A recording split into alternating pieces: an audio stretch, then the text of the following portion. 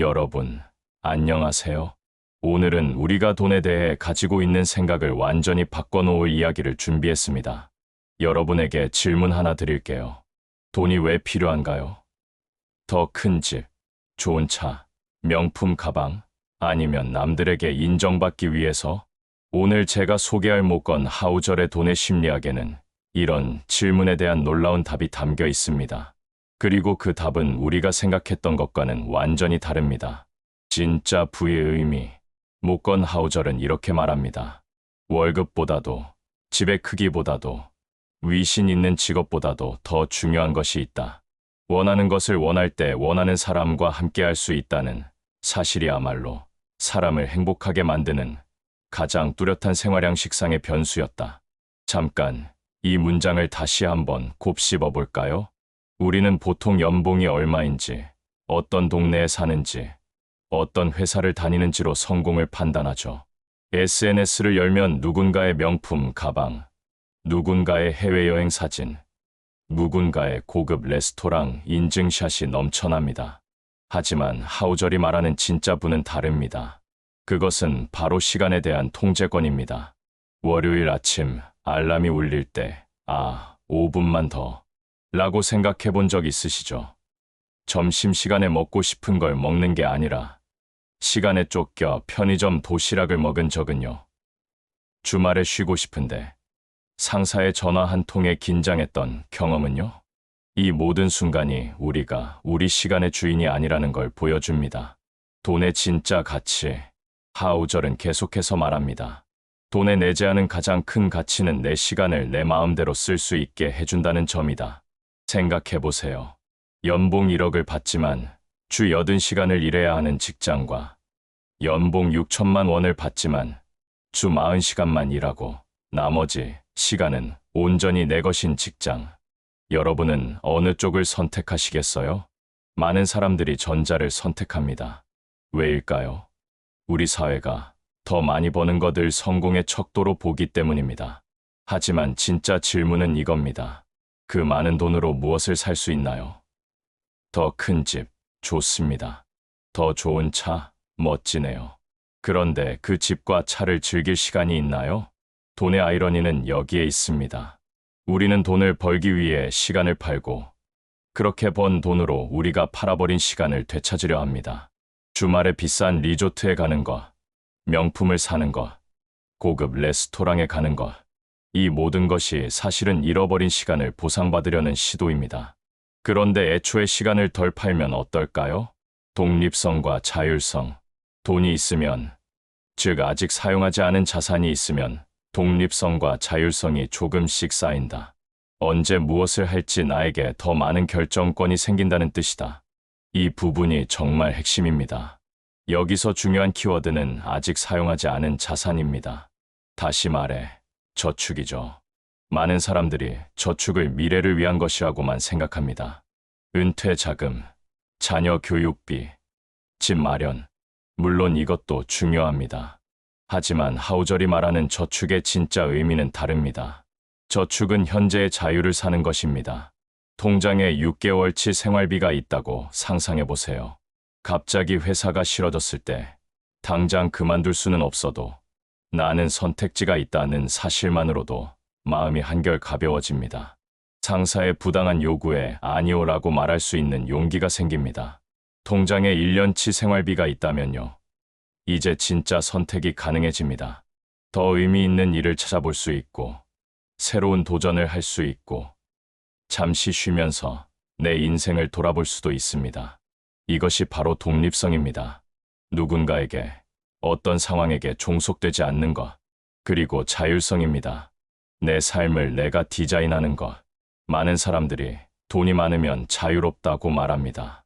하지만 정확히는 적절한 저축이 있으면 자유롭다가 맞습니다. 연봉 2억을 받아도 2억을 다 쓰면 자유롭지 않습니다. 여전히 다음 달 월급을 기다려야 하고, 여전히 회사에 매여 있어야 합니다. 하지만 연봉 5천만 원을 받아도 3천만 원만 쓰고 2천만 원을 저축한다면요. 시간이 지날수록 점점 더 자유로워집니다. 현대 사회의 함정. 그런데 왜 우리는 이렇게 생각하지 못할까요? 왜 우리는 계속 더 많이 벌고 더 많이 쓰는데 집중할까요? 첫 번째 이유는 사회적 비교 때문입니다. 인간은 사회적 동물입니다. 우리는 절대적인 수준이 아니라 상대적인 수준으로 행복을 느낍니다. 연봉 5천만 원을 받으면 행복할까요? 주변 사람들이 다 3천만 원을 받는다면 행복하겠죠. 하지만 주변 사람들이 다 1억을 받는다면 불행하게 느껴집니다. SNS는 이 문제를 더 악화시킵니다. 우리는 끊임없이 남들의 최고의 순간과 우리의 평범한 일상을 비교합니다. 그리고 우리도 저런 걸 가져야 한다고, 저런 경험을 해야 한다고 생각합니다. 두 번째 이유는 라이프 스타일 인플레이션입니다. 이것은 정말 무서운 현상입니다. 우리는 수입이 늘어나면 자연스럽게 지출도 늘립니다. 처음 사회생활을 시작할 때는 원룸에서도 행복했습니다. 하지만 승진하고 연봉이 오르면 투룸으로, 다시 승진하면 아파트로 이사합니다. 대중교통을 타다가 중고차를 사고, 그 다음엔 새 차를, 그 다음엔 더 좋은 차를 삽니다. 문제는 우리의 행복이 그만큼 늘어나지 않는다는 겁니다. 연구에 따르면 기본적인 생활이 보장되는 수준을 넘어서면 수입과 행복의 상관관계는 급격히 약해집니다. 세 번째 이유는 즉각적인 만족에 대한 욕구입니다. 저축은 미래를 위한 것이고 소비는 현재를 위한 것입니다. 우리의 뇌는 미래의 큰 보상보다 현재의 작은 보상에 더 강하게 반응합니다. 새 신발을 사면 당장 기분이 좋아집니다. 하지만 저축의 즐거움은 글쎄요, 통장 잔고를 보는 것, 그다지 재미있지 않죠. 하지만 여기서 관점을 바꿔야 합니다. 저축은 미래의 소비를 위한 게 아닙니다. 저축은 현재의 자유를 사는 것입니다. 통장 잔고가 늘어날 때마다 여러분은 조금씩 더 자유로워지는 겁니다. 누군가에게 아니오라고 말할 수 있는 힘이 생기는 겁니다. 언젠가 정말 원하는 일을 할 수 있는 선택지가 생기는 겁니다. 실천 방법. 그렇다면 우리는 어떻게 해야 할까요? 어떻게 하면 돈의 진짜 가치를 누릴 수 있을까요? 첫째, 진짜 원하는 것이 무엇인지 생각해 보세요. 명품 가방이 정말 갖고 싶어서 사는 건가요? 아니면 남들이 부러워할까봐 사는 건가요? 더 큰 집이 정말 필요한가요? 아니면 그냥 성공한 사람은 이래야 한다는 생각 때문인가요? 진짜 원하는 것을 사세요. 하지만 남들에게 보여주기 위한 것은 과감히 포기하세요. 둘째, 저축을 소비의 반대가 아니라 다른 종류의 소비로 생각하세요. 저축은 미래의 물건을 사는 게 아닙니다. 저축은 자유를 사는 것입니다. 독립성을 사는 것이고 선택권을 사는 것입니다. 이렇게 생각하면 저축이 훨씬 쉬워집니다. 여러분은 포기하는 게 아니라 더 가치 있는 것을 사는 겁니다. 셋째, 수입이 늘어날 때 지출을 늘리지 마세요. 이게 가장 어렵지만 가장 중요합니다. 승진해서 월급이 올랐나요? 축하합니다. 하지만 그 돈으로 더 비싼 차를 사거나 더 큰 집으로 이사하지 마세요. 지금 수준을 유지하면서 늘어난 수입을 저축하세요. 그러면 여러분의 자유는 기하급수적으로 늘어납니다. 넷째, 시간을 돈으로 환산하는 습관을 기르세요. 뭔가를 살 때 이게 얼마지?가 아니라 이걸 사려면 몇 시간을 일해야 하지? 라고 생각해 보세요.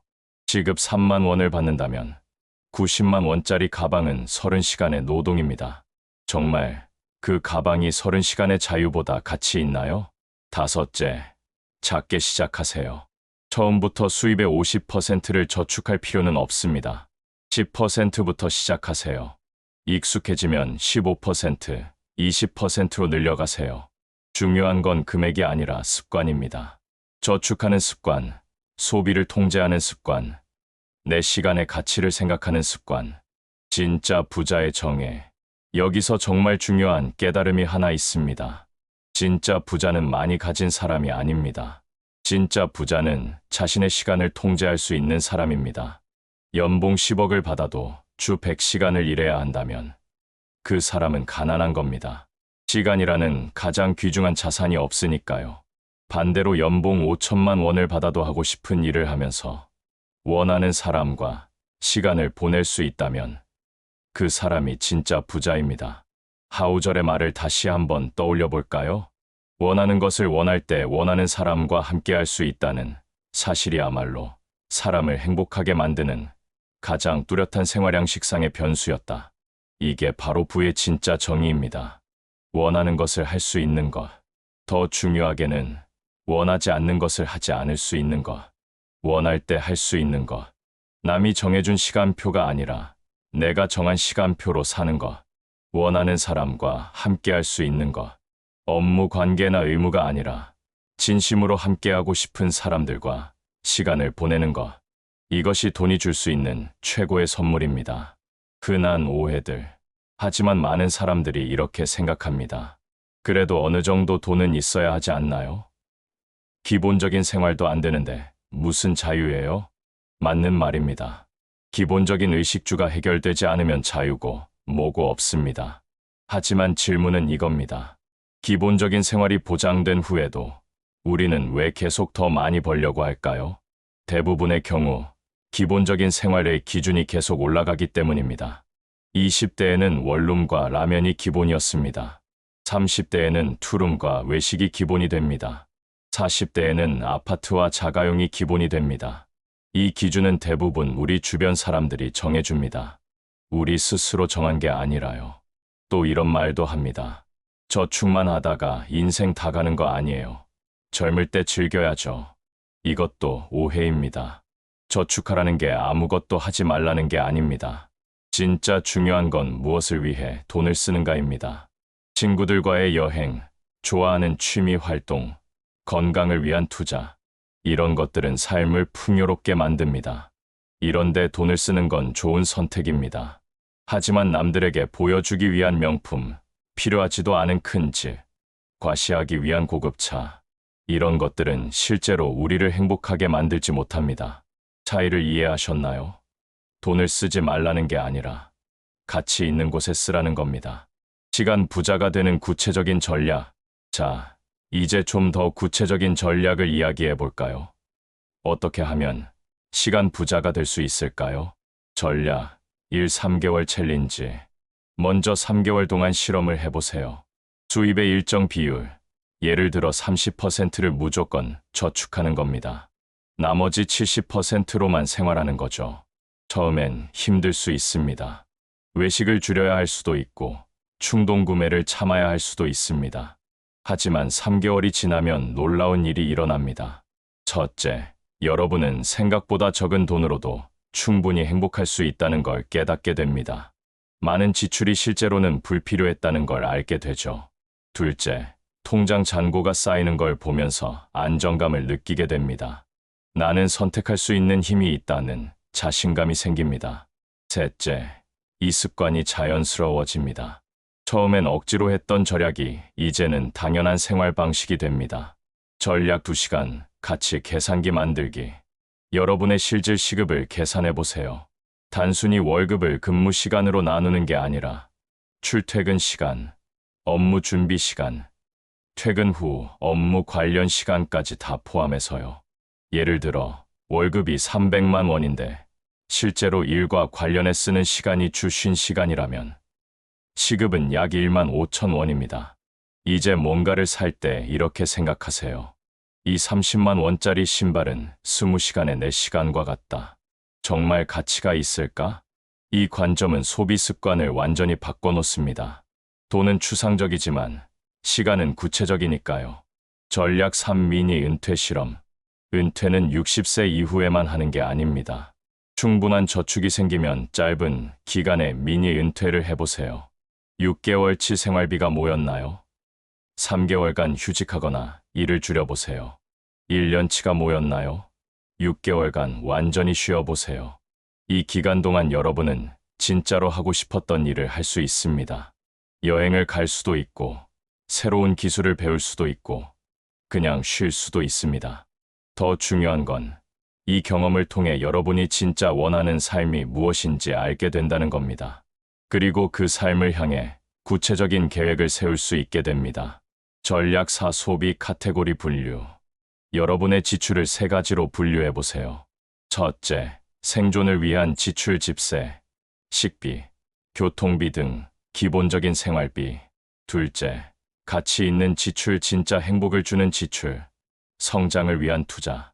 셋째, 과시를 위한 지출, 남들에게 보여주기 위한 지출. 1개월간 모든 지출을 기록하고 이렇게 분류해 보세요. 그러면 놀라운 사실을 발견하게 됩니다. 세 번째 카테고리, 즉 과시를 위한 지출이 생각보다 훨씬 많다는 거죠. 이 부분을 줄이세요. 이건 포기가 아닙니다. 실제로 가치를 주지 않는 것을 그만두는 거니까요. 전략 5FYOU, 머니 만들기. 이건 제임스 알투처가 만든 용어인데 정말 강력합니다. FYOU, 머니란 나는 이게 싫어, 안 할래라고 말할 수 있게 해주는 돈입니다. 최소 6개월, 이상적으로는 1년치 생활비를 모으세요. 이 돈은 절대 쓰지 마세요. 이건 비상금이 아니라 자유를 위한 돈입니다. 이 돈이 있으면 여러분은 완전히 달라집니다. 부당한 대우를 받을 때 참지 않아도 됩니다. 하기 싫은 일을 할 때 이게 아닌데 라는 생각이 들면 그만둘 수 있습니다.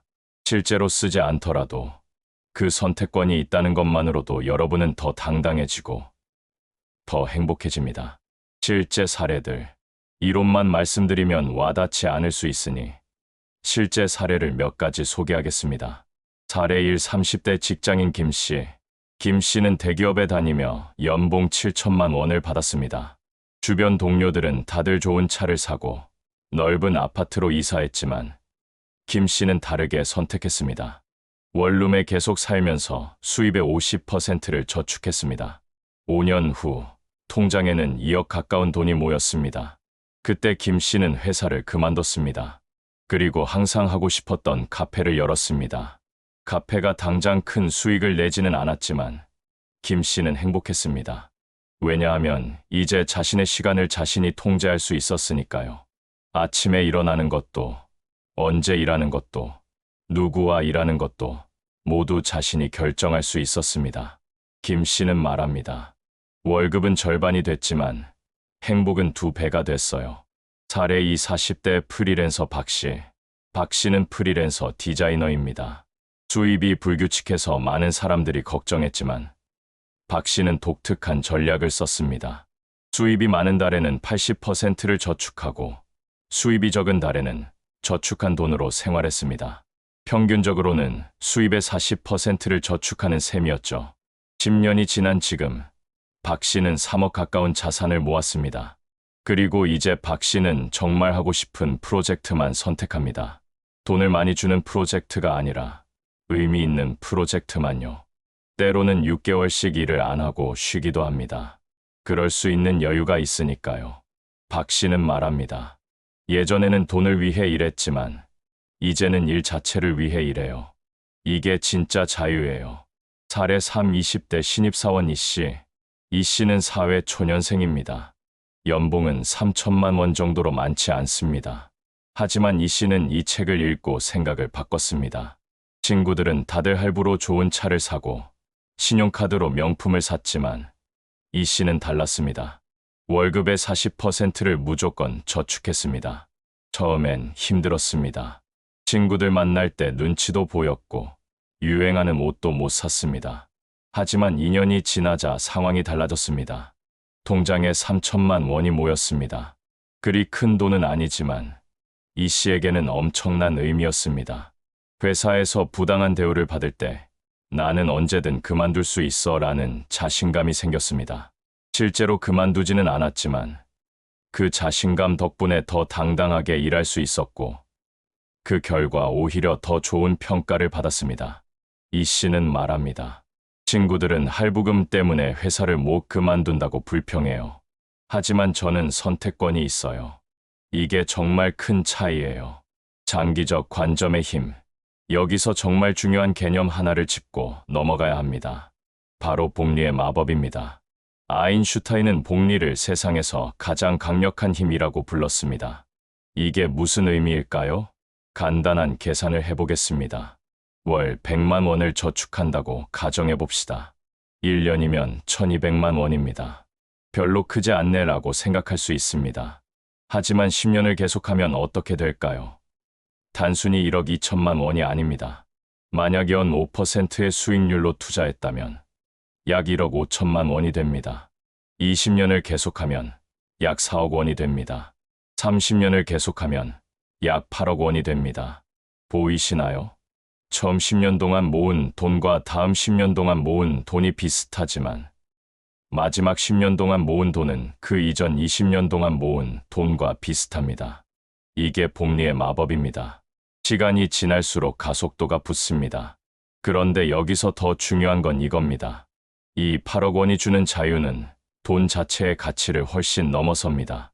8억 원이 있으면 여러분은 완전한 선택권을 갖게 됩니다. 일을 하지 않아도 됩니다.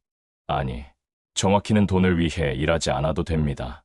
정말 하고 싶은 일, 의미 있는 일만 선택할 수 있습니다. 이게 바로 하우절이 말하는 언제 무엇을 할지 나에게 더 많은 결정권이 생긴다는 의미입니다. 하지만 여기서 함정이 있습니다. 많은 사람들이 30년은 너무 길어. 나는 지금 살고 싶어 라고 말합니다. 이건 잘못된 이분법입니다. 저축을 하면서도 현재를 즐길 수 있습니다. 핵심은 가치 없는 소비를 줄이고 가치 있는 경험에 투자하는 것입니다. 친구들과의 의미 있는 시간, 건강을 위한 투자, 진짜 좋아하는 취미, 이런 것들은 계속하세요. 하지만 남들에게 보여주기 위한 명품, 필요 이상으로 큰 집, 과시용차, 이런 것들은 과감히 포기하세요. 그러면 여러분은 현재도 즐기면서 미래의 자유도 준비할 수 있습니다. 돈과 관계의 균형, 하우절의 메시지에서 또 하나 놓치지 말아야 할 부분이 있습니다. 바로 원하는 사람과 함께할 수 있다는 부분입니다. 돈은 단지 물질적 자유만 주는 게 아닙니다. 돈은 관계의 자유도 줍니다. 생각해보세요. 직장 때문에 가족과 떨어져 살아야 하는 사람들이 얼마나 많습니까? 주말에도 상사나 클라이언트와 시간을 보내야 하는 사람들은요? 적절한 저축이 있으면 이런 선택을 하지 않아도 됩니다. 가족과 함께할 수 있는 직장을 선택할 수 있습니다. 정말 소중한 사람들과 시간을 보낼 수 있습니다. 더 나아가 돈은 관계의 질도 바꿉니다. 경제적 여유가 없으면 스트레스가 쌓입니다. 그 스트레스는 가족 관계에 영향을 미칩니다. 많은 부부 싸움이 돈 문제에서 시작되죠. 하지만 적절한 저축이 있으면 스트레스가 줄어듭니다. 예상치 못한 지출이 생겨도 괜찮습니다.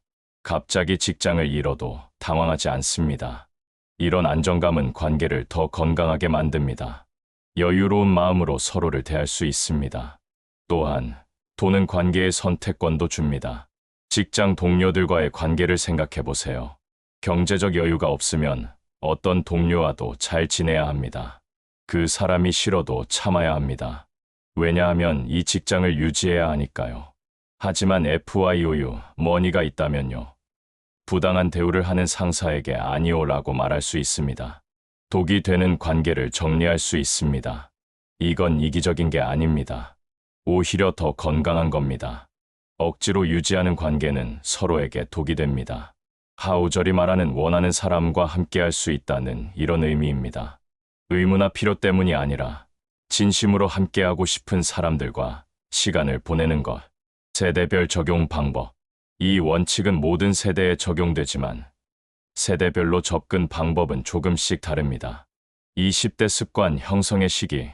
20대의 가장 큰 자산은 20대의 가장 큰 자산은 시간입니다. 복리의 마법을 최대한 활용할 수 있는 시기죠. 20대에 월 50만 원씩만 저축해도 30년 후에는 엄청난 자산이 됩니다. 하지만 더 중요한 건 습관입니다. 20대에 형성된 소비 습관은 평생을 갑니다. 라이프 스타일 인플레이션을 경험하기 전에 검소하게 사는 습관을 들이세요. 친구들이 다 명품을 살 때 여러분은 중고 옷을 입어도 괜찮습니다.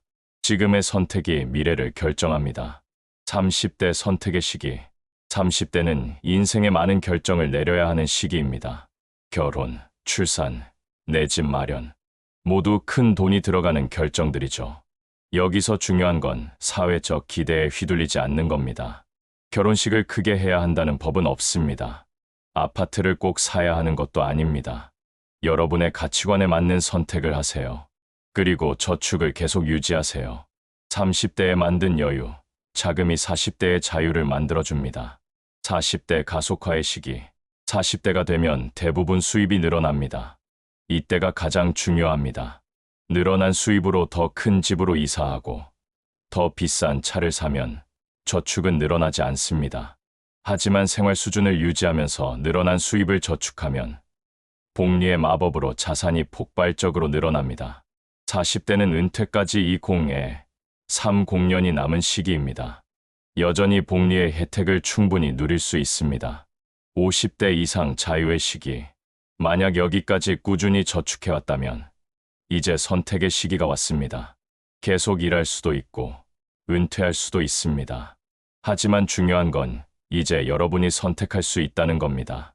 돈을 위해 일하는 게 아니라 의미를 위해 일할 수 있습니다. 아니면 그냥 쉴 수도 있습니다. 이게 바로 하우절이 말하는 자유입니다. 자, 이제 정리해 볼까요? 모건 하우절의 돈의 심리학이 우리에게 전하는 메시지는 명확합니다.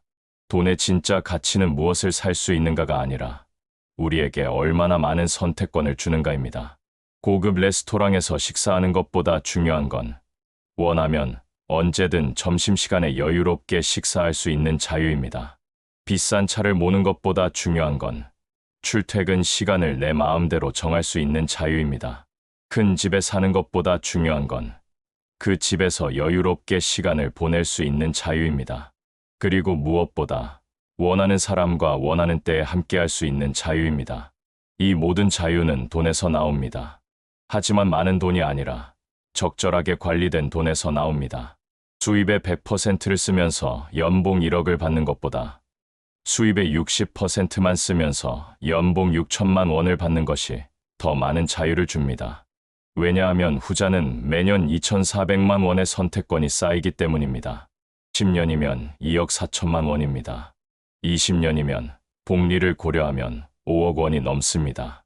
이 정도면 진짜 선택이 가능해집니다. 직장을 그만두고 하고 싶었던 일을 시작할 수 있습니다. 1년 정도 쉬면서 인생을 재정비할 수 있습니다. 아니면 그냥 조금 더 여유롭게 살 수 있습니다. 상사의 눈치를 덜 보면서 하기 싫은 일에 아니오라고 말하면서 이것이 진짜 부입니다. 여러분, 오늘부터 질문을 바꿔보세요. 어떻게 하면 더 많이 벌 수 있을까?가 아니라 어떻게 하면 내 시간을 더 많이 가질 수 있을까? 이걸 사려면 돈이 얼마나 필요할까?가 아니라 이게 정말 내 자유보다 가치 있을까? 남들은 어떻게 살까?가 아니라 나는 어떻게 살고 싶을까? 이렇게 생각하기 시작하면 여러분의 인생은 달라지기 시작합니다. 더 많은 돈이 아니라 더 많은 자유를, 더 큰 집이 아니라 더 많은 선택권을, 더 좋은 차가 아니라 더 많은 시간을, 더 많은 명품이 아니라 더 많은 의미를. 이것이 돈의 심리학이 우리에게 주는 가장 큰 교훈입니다. 그리고 기억하세요. 이건 단지 돈에 관한 이야기가 아닙니다. 이건 삶에 관한 이야기입니다. 우리는 모두 한정된 시간을 가지고 있습니다. 그 시간을 어떻게 쓸지는 우리가 선택할 수 있습니다. 돈을 위해 시간을 파는 대신 시간을 위해 돈을 사용하세요. 그게 진짜 현명한 선택입니다. 클로징 마이너스 2900만 2930. 오늘 영상이 도움이 되셨다면 좋아요와 구독 부탁드립니다. 그리고 댓글로 여러분의 생각을 나눠주세요. 여러분에게 자유란 무엇인가요? 여러분은 무엇을 위해 돈을 모으고 있나요? 오늘 영상을 보고 실천하고 싶은 것이 있다면 무엇인가요?